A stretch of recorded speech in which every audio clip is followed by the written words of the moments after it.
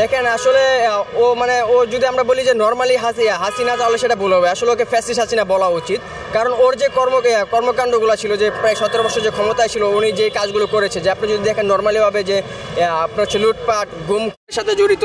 আপনি দেখেন 2008 সালে যে বিডিআর হত্যাকাণ্ডের যে ঘটনা, প্রায় 57 জন দেশপ্রেমিক সেনাকে হচ্ছে আপনার হচ্ছে পরিকল্পিতভাবে হত্যা করেছে। প্রায় হচ্ছে আপনার 2013 সালে শাপলা চত্বর ঘটনা যদি দেখেন, সেখানে প্রায় হচ্ছে হাজার হাজার আলেম উলামা ভাইদেরকে রাতের আধারে লাইট অফ করে অন্ধকারে গণহত্যা চালিয়েছে। আপনি যদি দেখেন যে জুলাই আগস্টের গণহত্যা, সেখানে হচ্ছে প্রায় 1700 প্লাস হচ্ছে ভাই বোনদেরকে, ছাত্র জনতা ভাই বোনদেরকে, এর পাশাপাশি সাধারণ জনগণ প্রায় 1700 প্লাস ব্যক্তিকে হচ্ছে তিনি গুলি করে হত্যা করেছে।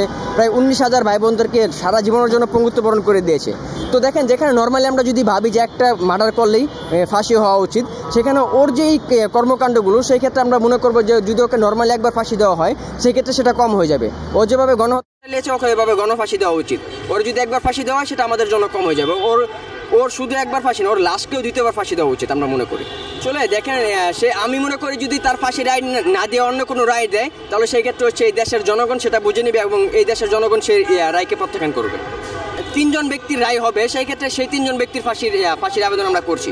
পরবর্তী সময় যাদের রায় হবে, অবশ্যই তাদের ফাঁসির আদেশ আমরা ফাঁসি যেন হয়, সেই ক্ষেত্রে আমরা আবেদন করব। যদি ভারত আমাদেরকে বন্ধুরাষ্ট্র মনে করে, সেই ক্ষেত্রে আমি মনে করবো যে তিনি স্বাভাবিকভাবে দিয়ে দিবে।